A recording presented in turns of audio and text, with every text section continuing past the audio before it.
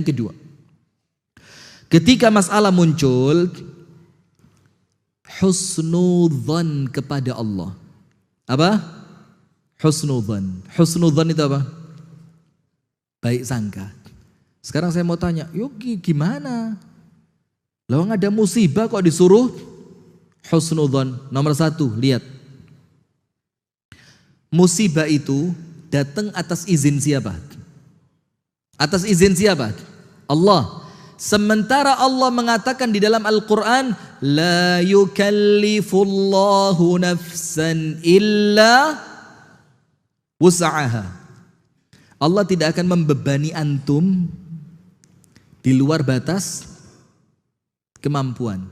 Bisa enggak husnudzan? Oh, kalau masalahnya begini berarti saya mampu. Kenapa? Karena kalau saya tidak mampu, Allah tidak akan membebani. Betul enggak?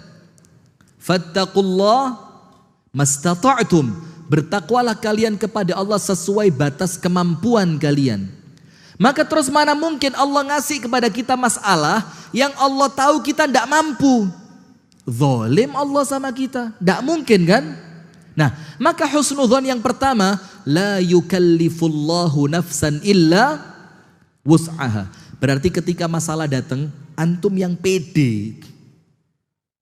Ketika masalahnya besar, berarti Allah titipkan kepada saya kemampuan yang besar. Iya kan? Husnudzan yang kedua apa? Lihat. Siapa yang paling penyayang kepada antum? Siapa? Siapa di alam semesta ini yang paling sayang kepada antum siapa? Allah. Bahkan antum lihat ada seorang ibu di zaman Nabi Muhammad kehilangan anaknya. Kemudian panik dia, anaknya dicari. Para sahabat Nabi bantu nyari. Ketika anaknya ketemu, langsung dipeluk sama ibunya, disusuin dia, disayang itu anak. Terus Rasul bilang apa? Kalian lihat ibu ini? Iya. Kalian lihat ibu ini? Iya. Terus Rasulullah bilang apa? Wallahi, demi Allah. Allah itu arhamu bikum, lebih sayang kepada kalian min hadhihi biwaladiha, dibanding sayangnya perempuan ini kepada anaknya. Itu husnudzan yang kedua. Karena musibah ini datangnya dari zat yang sayang sama antum. Musibah ini datang bukan dari musuh. Kalau musuh menginginkan antum apa? Celaka, binasa. Tapi datangnya dari Allah yang kepingin antum tambah baik. Husnudzan yang kedua. Tak kasih contoh. Antum tahu Nabi Ayub alaihi salam kan? Bagaimana ujiannya Nabi Ayub? Top. Bahkan dikatakan nabi yang hidupnya paling penuh ujian. Nabi Ayub. Sampai nanti di hari kiamat itu orang-orang yang sabar-sabar itu nanti kumpulnya di benderanya Nabi Ayub. Saking sabarnya. Ujian pertama, Nabi Ayub itu orang paling kaya di zamannya. Istrinya banyak. Hari pertama Allah kirim banjir. Dari duit yang triliunan, sekejap mata, ndak nunggu bulan depan loh, sekejap mata langsung 0 rupiah. Kalau kita bangkrut kan ndak mungkin langsung kan? Paling pertama kurang berapa duitnya, besok ditipu siapa, besok usaha rugi kan begitu. Ini langsung seketika. Dari yang triliunan tiba-tiba jadi 0. Allahu Akbar. Tenang Nabi Ayub. Sudah, keesokan harinya anaknya banyak, rumahnya runtuh. Itu anak meninggal seketika semuanya. Ya Rob, coba. Antum tidak usah khawatir, anak takut. Gak mungkin antum diuji begitu, gak mungkin. Gak mungkin, kenapa? Ujian itu sesuai taraf keimanan. Kita iman baru Senin Kemis kok mau diuji kayak Nabi Ayub, gak mungkin. Meninggal bareng anaknya. Tenang Nabi Ayub. Berikutnya, semua istri meninggalkan dia. Sisa Satu orang istri yang paling sabar mendampingi Ayub alaihissalam. Berikutnya Allah kirimkan penyakit kulit. Iya enggak? Yang penyakit itu menjadikan Nabi Ayub tidak bisa bekerja lagi. Sudah 4. Tenang Nabi Ayub. Terus istrinya datang, Ayub, innaka nabi. Ayub, engkau ini nabi. Wallahu yastajibu du'aan nabi. Dan nabi kalau berdoa, sekejap mata doanya diijabah. Kenapa tidak minta sama Allah sembuh? Apa kata Ayub?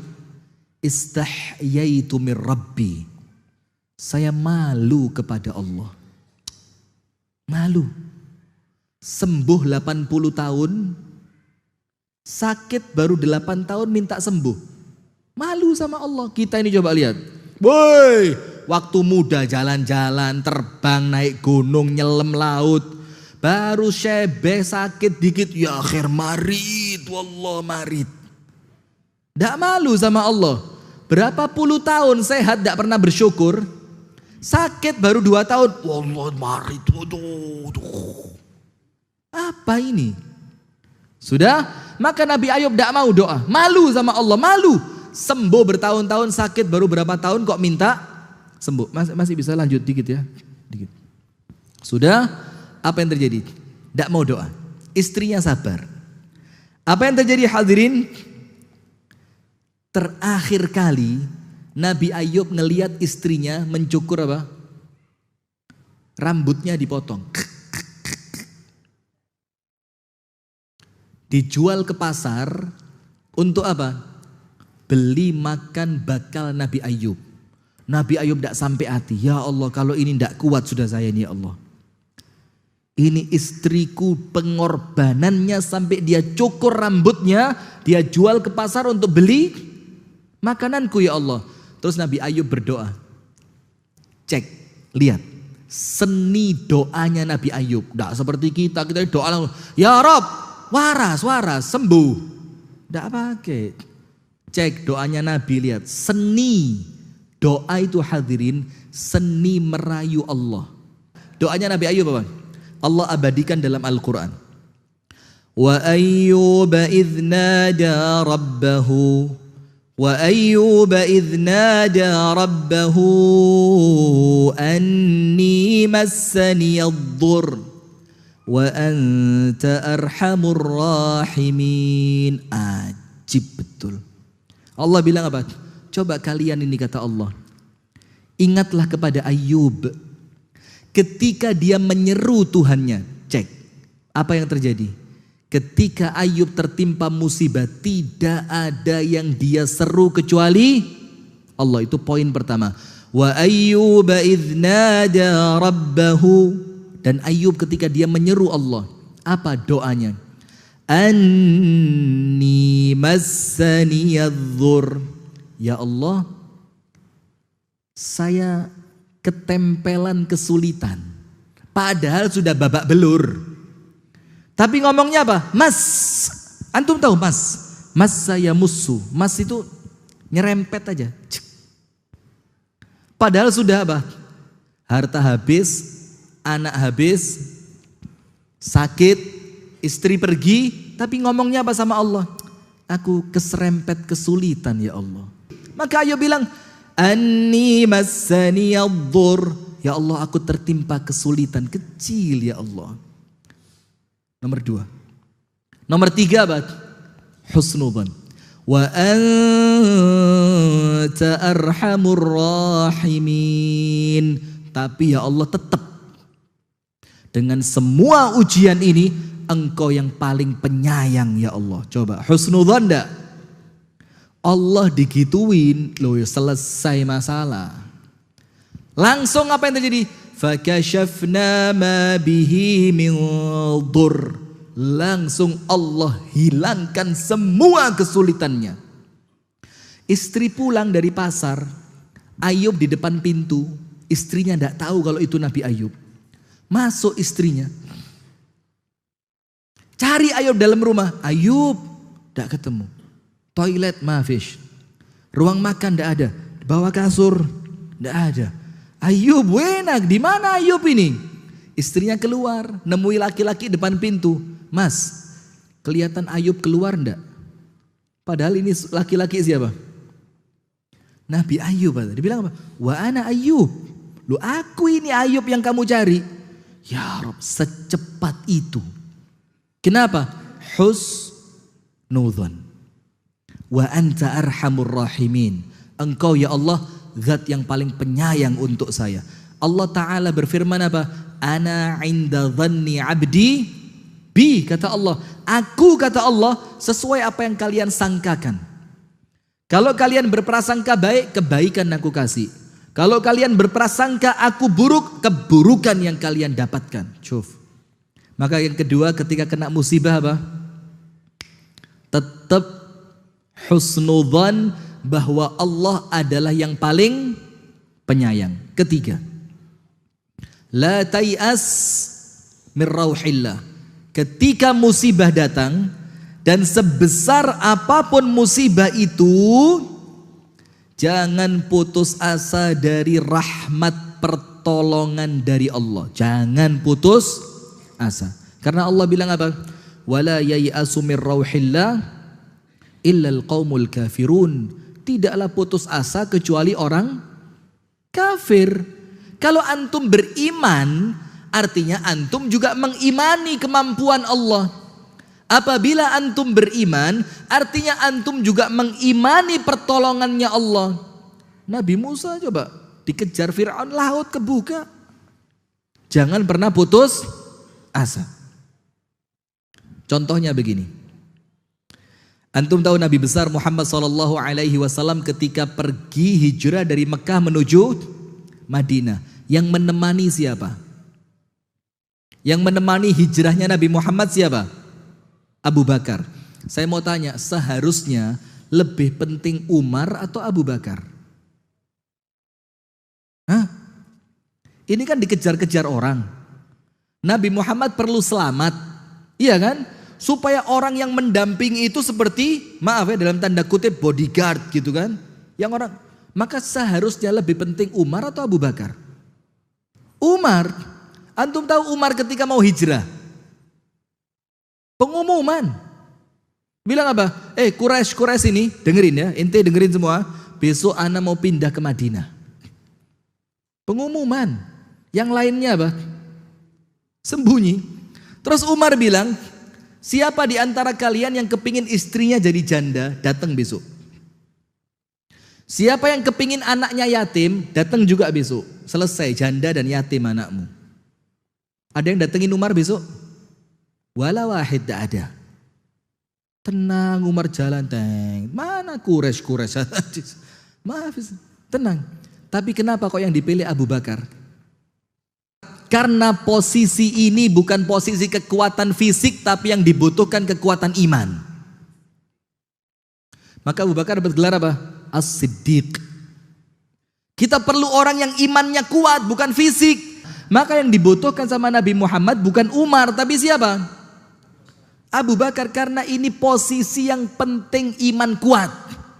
Sudah berangkat sampai gua Thur, Jabal Thur. Sembunyi kan masuk, orang kafir naik. Terus ketika Abu Bakar sama Rasulullah di dalam, antum pernah lihat gak gua di Jabal Thur itu? Pernah lihat?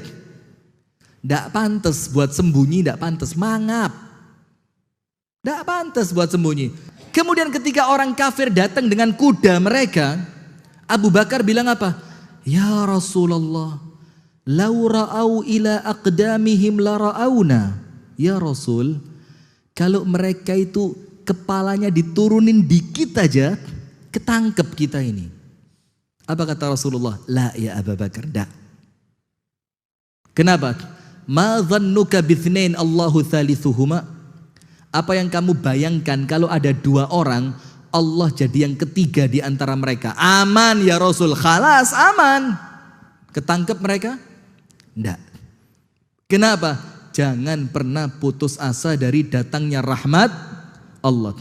Penutup yang terakhir, la tansa minad du'a. Jangan lupa berdoa. Nomor satu apa? Tawakal. Nomor dua, husnudzan. Nomor 3, jangan pernah putus asa. Nomor 4, doa. Kita ini kadang-kadang gampang panik. Iya enggak? Ada masalah, panik. HP, telepon, tetangga, mobil cek, nyalain. Baru bensin naik, borong bensin. Ini kelas apa ini? Iman model apa? Jangan panik. Apa yang terjadi? Ketika musibah datang, antum punya satu senjata yang tidak mungkin luput ketika dilemparkan. Doa. Apa? Doa. Yang nyuruh antum berdoa siapa? Allah. Yang menjanjikan doa bakal dijawab siapa?